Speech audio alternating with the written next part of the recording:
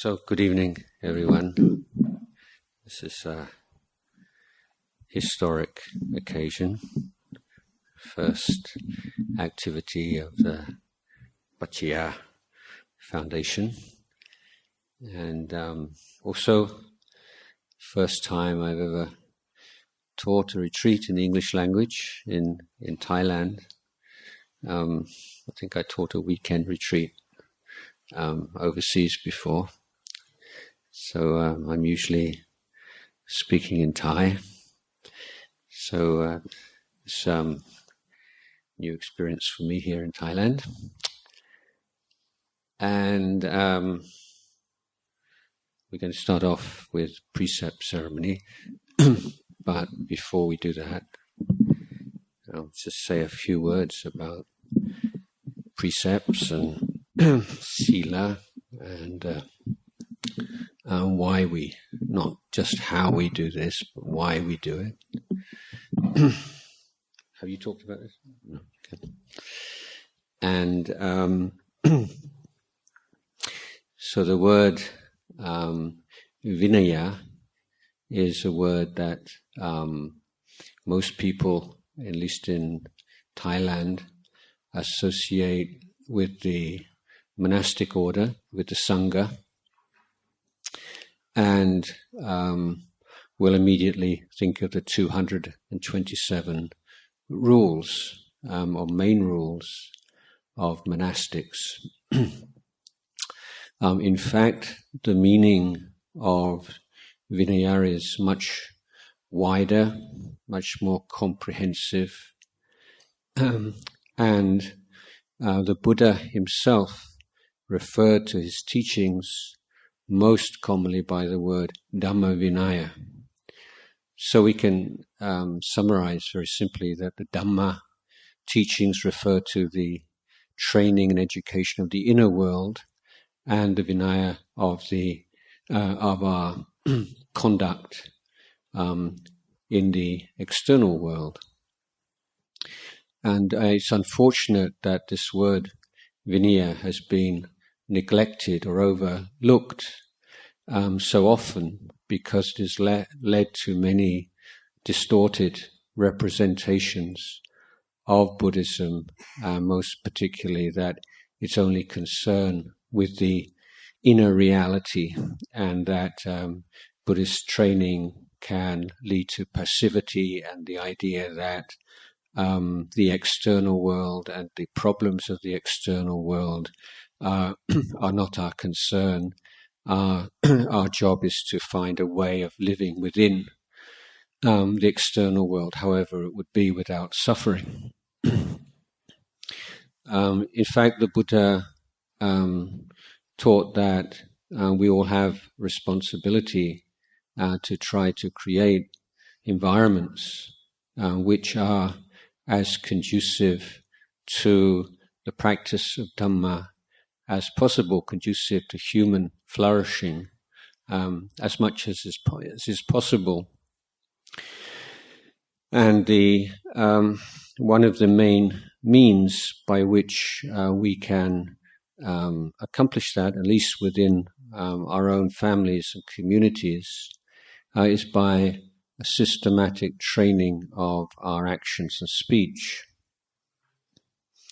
Now, the idea behind it is that we take on certain undertakings, certain kinds of training in order to create the atmosphere within our families and communities which is most conducive to the attainment of our goals and to the preservation and upholding of our values.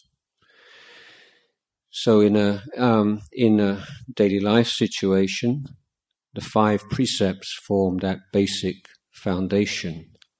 They are not commandments from on high, but they are trainings that we take upon ourselves. So, for instance, the first precept involves us saying, I undertake the training of conduct through by refraining from hurting and harming others. So it's very important to understand precepts as voluntary undertakings. For instance, if you have a system, religion or cult or of any kind, in which people are compelled to refrain from certain kinds of actions or threatened with physical violence or punishment if they should transgress any particular rule, then that would be maybe would lead to certain peace and order in a community, but it wouldn't be the training or the education of conduct which is laid down by the Buddha, because the sense of taking on these undertakings voluntarily is absolutely essential to it. And to take it on voluntarily means to see the suffering involved in not keeping to a precept, and the virtue and the benefits of living within the precepts. So that these twin reflections accompany us throughout Buddhist training, becomes habitual to us.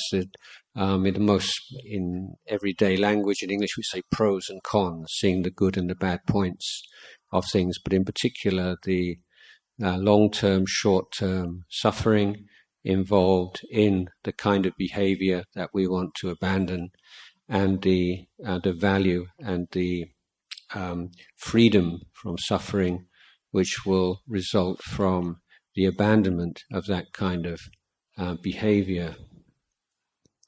So the underlying idea of the precepts and of creating a vinaya, a shared commitment to certain ways of relating to each other, is that we create an atmosphere of trust and safety. And any kind of opening, any kind of willingness to open up within to uncomfortable, unpleasant things, to let go of things that we are strongly attached to, that can only take place when you feel safe. And so one of the primary goals of a family, of a community, should be that sense of safety and care. And this is what is provided by this commitment to the first 5 precepts. Now, in a retreat environment, then our goals are slightly more specific and more elevated, in that we've come together to put some time into working on the Dhamma training, the inner training. And so now our criteria is what standards, what agreements should we come to in our relation with each other in this particular environment to create the conditions most conducive to the practice of Dhamma. And so the 3rd precept, refraining from adultery and cheating on our partners and loved ones, and betraying trust in marital relations, is the precept of celibacy, and taking a time where, as a layperson, you step back and just put down your whole sexual identity for the duration of the retreat. And it means like we die to that identity for a few days, and refraining from certain behaviors which are not evil in themselves. There's no kind of heavy Puritan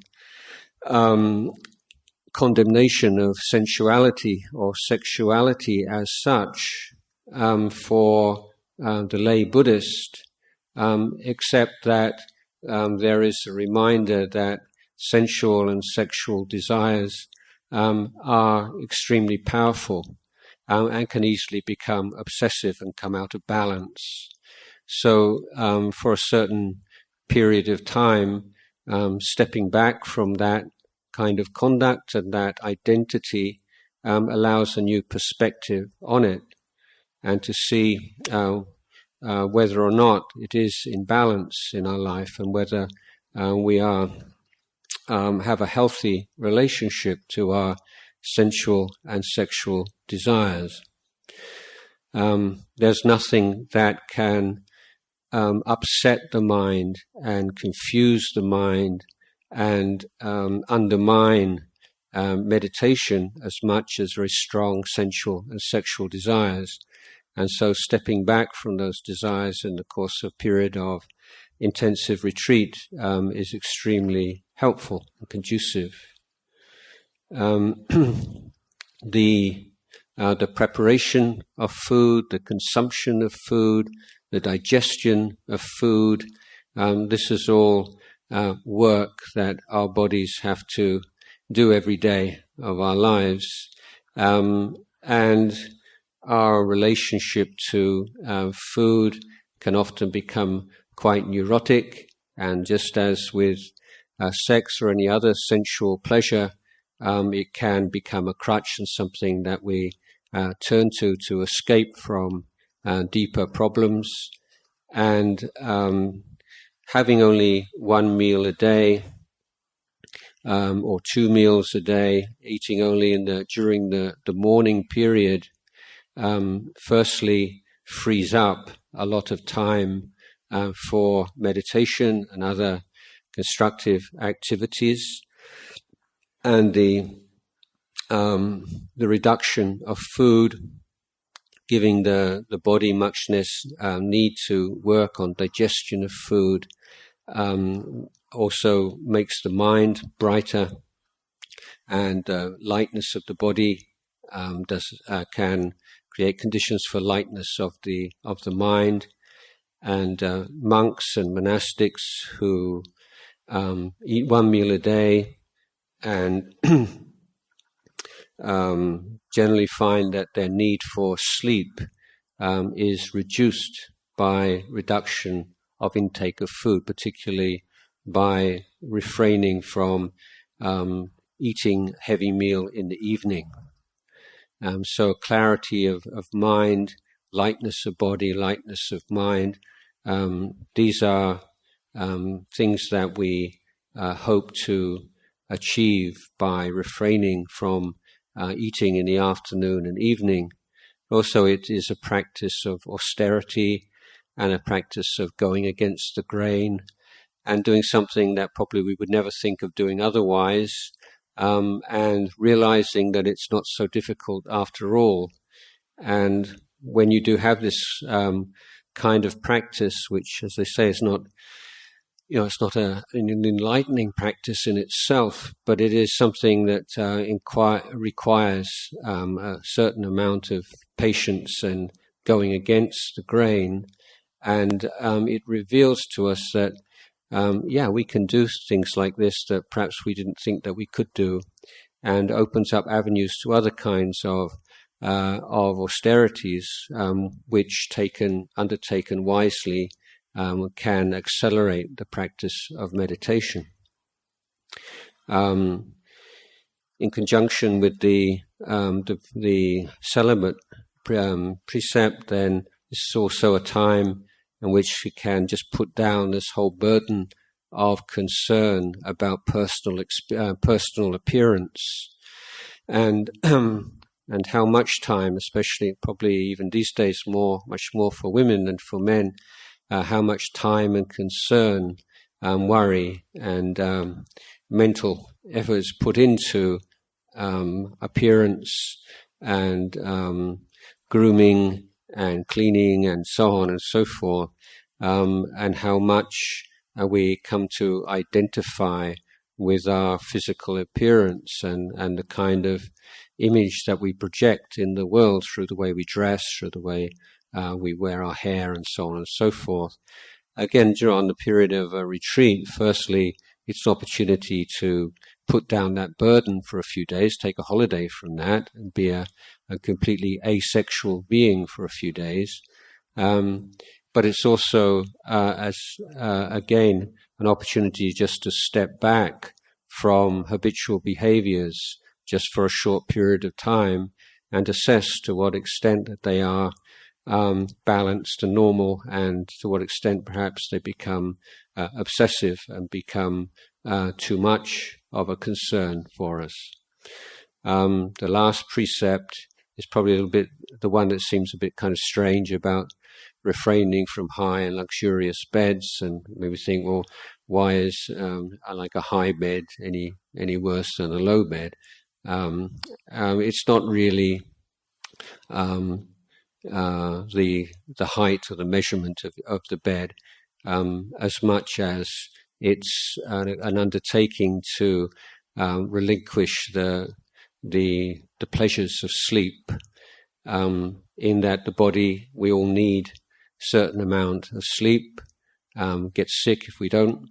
It's very bad for our health, but exactly how much sleep that we need is not a sure thing. It varies from person to person, and from one person maybe from different times in their life, and depending on how much activity that they're involved in, stress levels and so on. But we do tend to use sleep as a way of escaping from unpleasant experiences, and to indulge in sleep. Again, you might think that if you have a very busy and heavy life, then a bit of indulgence in sleep and having a lay-in in the morning is on a weekend is hardly a sinful deed, and I would agree, of course. But during a retreat, the idea is to simplify everything as much as possible, and to come down to basics and to what we really need, rather than what we want and what we like or what we're used to. So a little bit of discomfort, a little bit of going against the grain, not too much, not making a fetish out of it and thinking that we're special because we can do difficult things, but just as a means of getting a little bit out of your comfort zone. And that's a very useful attitude in spiritual life. So the precepts are there for us to reflect on, and they are also objects of mindfulness.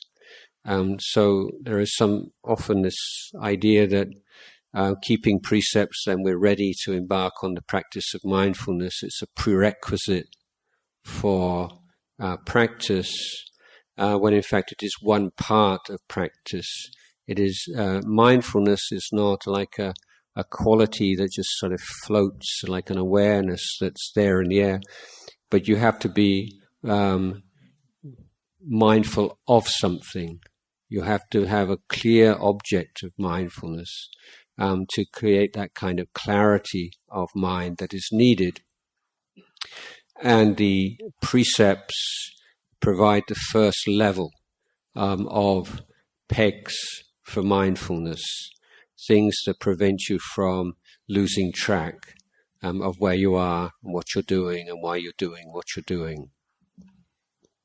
So the 8 precepts don't cover everything, and we can still undermine our practice in unnecessary ways, which is why usually in the retreats make a point of keeping silent or keeping to right speech, meaning only speaking when absolutely necessary.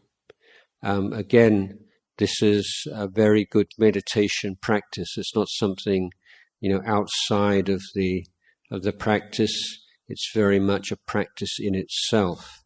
We have so many habits, bad habits, that we've developed in our speech. And to be able to recognize them more easily is not easy.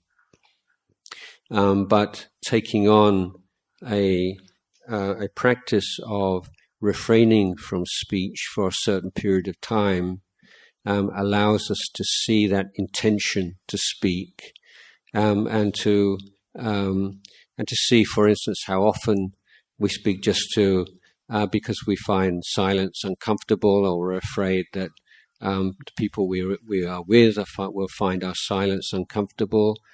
And maybe you've been at home and you're just quietly sitting there and minding your own business, and then somebody says, "Are you angry with me? Is there something wrong?" And all you've done is not speak for a few minutes. In many situations, people read things into silence and make silence seem uncomfortable for everyone. And in fact, you probably know that one of the measures of a healthy relationship is when two people, or more than two people, can be together in silence and quite comfortably. That's a sign of a very mature relationship. Not speaking because they're upset with each other and just turning their back on each other, but not feeling the need to fill in the spaces all the time. So in a meditation retreat, it's like a luxury in that can spend the whole day without saying a word, and no one will take it in the wrong way and think that you're upset or angry with them, and that we can all share this practice of silence together. So, there may be exceptions when something needs to be said, but really making this part of your mindfulness practice is notice when you have this intention to speak, and swallow it down, and then just look, what was that? Why did I want to say something? For what purpose? So in terms of gaining a more clearer and honest awareness of what's going on in your mind, the intention to speak is one of the most revealing habits that we have. And as I say, because the intention to speak is usually expressed almost immediately, restraint of speech is very difficult, and to get some kind of a handle on it, and to get some initial experience of how to be more mindful of speech, refraining from speech altogether for a certain period of time is a very good way to begin. So these are a few initial comments and thoughts and reflections on precepts, and now we can continue with the ceremony itself.